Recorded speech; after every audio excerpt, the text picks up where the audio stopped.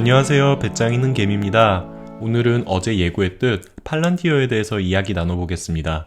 팔란티어는 사실 다뤄야 할 내용이 워낙 방대하다고 생각해서 지난번 크리스퍼를 몇 부작으로 나눠서 다뤘듯 팔란티어도 매주 금요일마다 한 달간 총 4번에 거쳐 4부작으로 다룰 예정입니다. 너무 전문적으로 하기보단 회사에서 공개한 콜라보 프로젝트 사례들을 분석함으로써 우리는 투자자의 관점에서 이 기업과 이 기업의 기술을 어떻게 이해해야 할지 쉽게 이야기해 보겠습니다. 그리고 오늘은 기초편으로 팔란티어는 디지털로의 전환에서 맞춤복을 만들어주는 필수 기업이다 라는 주제로 진행해 보겠습니다. 먼저 본격적인 이야기에 앞서 어제 커뮤니티를 통해 어제 영상 업로드가 없었던 이유를 공지해 드렸는데요. 어제 드디어 테슬라 자동차를 주문 완료했습니다. 그리고 주문 전 마지막으로 시승을 한 번 더 해보고 결정하자는 생각으로 어제 테슬라 서비스 센터를 방문해서 어머니와 같이 시승도 해보고 그리고 나간 김에 같이 봄나들이도 하다 보니 영상 업로드가 없었는데요. 최종적으로 주문한 차량은 모델 3 롱레인지고 빨간 코팅 옵션을 추가했습니다.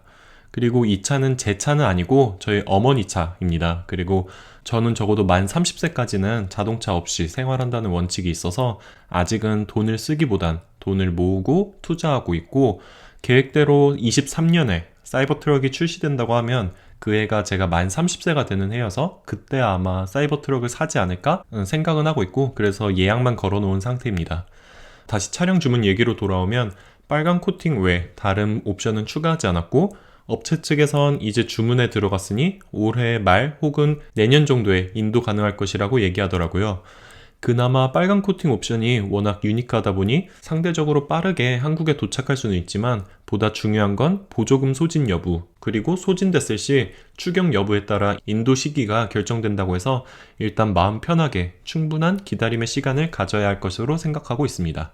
그리고 어제는 어머니 대신 제가 모델 3 시승을 해봤는데요. 시승 소감을 잠깐 이야기하면 사실 회생제동이나 원페달 드라이빙 이런 개념을 말로만 들어서 잘 이해가 되지 않았는데 어제 직접 차량 탑승해서 몇 번 운전하다 보니 바로 감이 잡히더라고요. 그래서 엑셀에서 발을 떼면 브레이크를 밟은 것처럼 속도를 줄여주니 발을 계속 엑셀에서 브레이크를 왔다 갔다 하지 않아도 된다는 점이 굉장히 편했고 그리고 시승 당시에 차량이 많지 않아 한번 빠르게 가속해볼 기회가 있었는데 컴포트 보드로 속도에 리밋이 걸려 있는데도 내연기관 차에선 느낄 수 없었던 그런 속도감? 그러면서도 차체의 무게중심 때문에 그런 안정감 같은 게 굉장히 인상 깊었습니다. 아무튼 자동차 인도나 주문 관련 업데이트되는 내용이 있으면 차후 영상 만들어서 공유하겠고 오늘의 본격적인 이야기 팔란티어에 대해 이야기해 보겠습니다. 앞서 말씀드린 대로 오늘은 팔란티어는 디지털로의 전환에서 맞춤복을 만들어주는 필수 기업이다 라는 주제로 진행해 보겠습니다. 먼저 디지털로의 전환, 디지털 트랜스포메이션에 대해서 좀 더 정확한 정의가 필요할 거라고 생각하는데요. 지난번 비트코인 영상에서 이 세상에 아톰으로 이루어진 모든 것들은 디지털로 전환될 것이다 라는 디지털 트랜스포메이션에 대해서 말씀드렸는데 사실 디지털 트랜스포메이션은 단순히 종이화폐가 디지털 화폐로 바뀌듯 사물이 디지털화 된다라고만 말하면 이 설명은 반쪽짜리 설명이라고 생각합니다. 제가 생각하는 진정한 디지털 트랜스포메이션은 아톰으로 이루어진 것들이 디지털로의 일반적인 전환이 아닌 두 세계가 양방향으로 서로 왔다 갔다 하며 상호작용하는 것이라고 생각합니다. 도대체 이 두 세계관의 상호작용이 무슨 뜻인지 저의 석사 논문에 영감이 돼준 프로젝트를 통해 한번 쉽게 설명해 보겠습니다. 보시는 프로젝트는 스위스 디자이너 크리스토퍼 구데란이라는 사람이 진행한 액티브 슈즈입니다. 정말 쉽게 설명하면 아쿠아 슈즈 같은 해녀복에 쓰이는 그런 옷감을 팽팽하게 잡아당긴 다음에 그 위에 3D 프린터로 마치 고무 같은 재료를 얇게 오른쪽 사진 문양처럼 바른 다음에 이 옷감을 칼로 오려내면 그 팽팽했던 옷감이 수축하게 되고 이때 3D 프린터로 얇게 발랐던 문양대로 모양이 저절로 잡히면서 고객의 발에 딱 맞는 그런 신발을 만든다는 프로젝트입니다. 그러면 각 고객마다 발의 크기나 모양이 다르기 때문에 이 3D 프린터가 그에 맞춰서 문양을 달리 그리면 나온 결과물이 그에 맞게 다 달라지겠죠. 이렇게 고객의 발을 CT 촬영이나 3D 스캐너를 통해 디지털화하고 이 디지털화된 데이터를 컴퓨터로 역으로 시뮬레이션을 해 다시 실제 세계에서 어떻게 하면 발에 딱 맞는 신발을 2차원 평면에 프린트를 해 만들 수 있는지 계산해주고 이를 3D 프린터가 실현해줘 다시 현실 세계에 만들어주는 두 세계관이 왔다 갔다 하면서 상호작용하는 것이 앞으로의 진정한 디지털 트랜스포메이션이라고 생각합니다.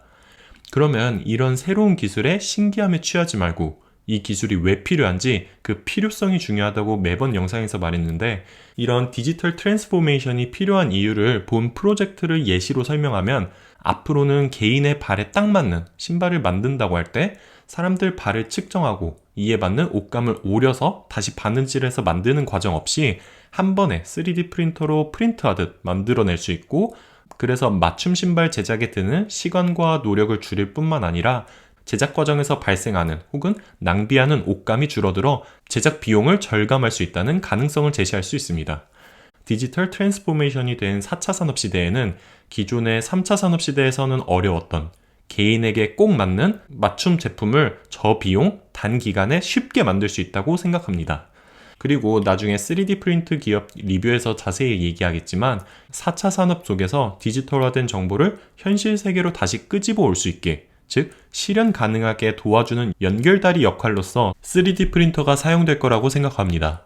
아무튼 4차 산업시대에 보다 더 중요한 본질은 실존하는 물건을 단순히 컴퓨터로 데이터화하는 것이 아니라 이 데이터화된 정보를 시뮬레이션하고, 그래서 실존하는 물건을 예측하거나 혹은 이 데이터화된 정보를 3D 프린터라는 새로운 장비로 보다 쉽게 물건을 만들어내는 그런 가능성을 열 수 있다는 좀 더 고차원적이고 더 확장적인 관점에서 산업구조의 변화를 바라봐야 된다고 생각합니다.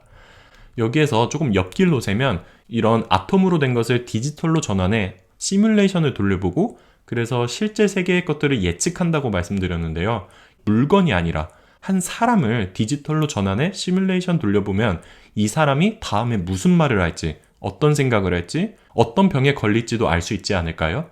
더 나아가서 온 우주를 데이터로 전환해서 시뮬레이션을 돌려보면 우주의 시작, 그 빅뱅이 일어난 시점으로 돌아가 볼 수도 있고, 혹은 그 우주의 끝은 어떻게 멸망하게 되는지 그 모습도 알 수 있을 거라 생각합니다.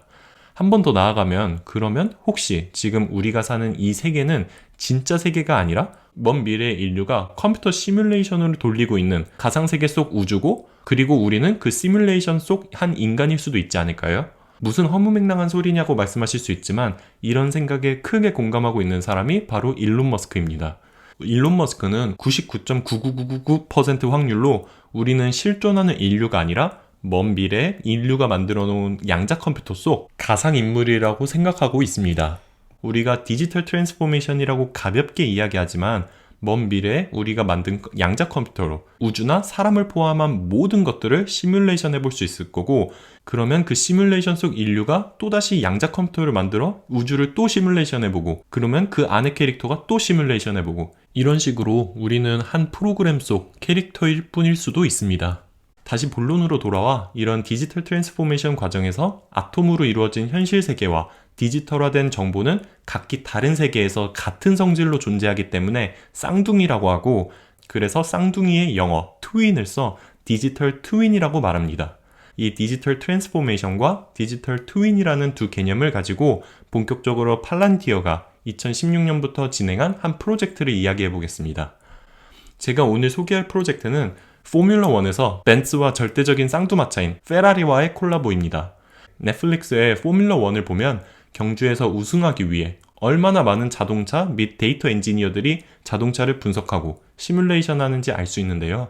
자동차 하나에 수많은 자동차 센서가 탑재되어 있고, 그래서 경주 중에 자동차 엔진이나 부품 중 어디가 과열되진 않았는지 혹은 어디가 충격을 받아 깨지진 않았는지 계속해서 분석하고, 심지어 2시간 동안 진행되는 경기에서 선수들이 물을 마시기 위해 핸들 속 버튼을 누르면 호수를 통해 선수가 운전 중 물을 마시게 되는데, 이런 사소한 데이터까지도 하나하나 분석하고 최적화함으로써 경주에서 우승하는 것이 목표라고 합니다. 그러면 수많은 센서들을 통해 들어오는 수만 가지의 데이터들을 정제하고 통합하고 분석한다면 자동차를 좀 더 빠르게 달리게 할 수 있을 거고, 혹은 더 충격에 강해지는, 더 내구성이 강해지는 그런 해결책을 제시할 수 있을까 생각하게 됩니다.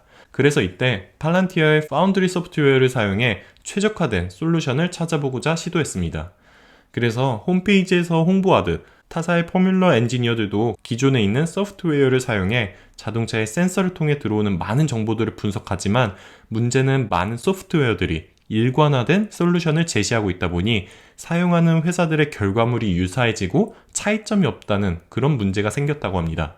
하지만 팔란티어는 기존의 소프트웨어가 아닌 그들만의 보다 특화된 소프트웨어를 만들어 더 유니크한 해결책을 도출해주는, 따라서 마치 기성복을 만드는 게 아니라 고객의 몸에 딱 맞는 맞춤 소프트웨어를 제공해줘 기록을 더 단축시키고 더 나은 퍼포먼스를 보여줄 수 있었다고 합니다. 이와 같은 맥락에서 오늘 영상 정리해보면 일론 머스크가 피터 틸이라는 중간 다리를 통해 팔란티어의 고객이 될 거라고 확신합니다. 왜냐하면 첫 번째로 페라리와의 콜라보레이션처럼 테슬라 자동차 안에서 모은 모든 데이터를 팔란티어가 분석해줘 어떻게 하면 자동차 성능을 한 단계 더 발전시킬 수 있을지 그 솔루션을 제시할 수 있을 거라 생각하고, 두 번째 가능성은 일론 머스크의 직원 메일에서 볼 수 있듯 일론 머스크는 자동차 제조 과정에서 어떻게 하면 생산 단가를 낮춰 마진율을 높일 수 있을지 그 최적화 방법에 대한 고민을 하고 있는데, 이런 일론 머스크의 고민에 대해 팔란티어는 공정 과정을 데이터화하고 시뮬레이션함으로써 이에 대한 해결책을 제공할 수 있다고 생각합니다. 마지막으로 일론 머스크가 스타링크로 테슬라 자동차와 위성을 연결하려고 할 때 이 중간의 통신을 해커들의 공격으로부터 팔란티어가 보안을 지켜줄 수도 있다고 생각합니다. 오늘은 이 세 가지 가능성 중 첫 번째, 테슬라 자동차에서 얻은 데이터로 자동차를 한 단계 더 개선할 수 있는 그런 솔루션을 제공할 수 있다는 팔란티어의 가능성 가볍게 이야기해봤고, 다음 주는 나머지 두 가능성에 대해서 순차적으로 진행해 보겠습니다. 오늘 하루도 성투하시고 지금까지 배짱 있는 게임이었습니다. 감사합니다.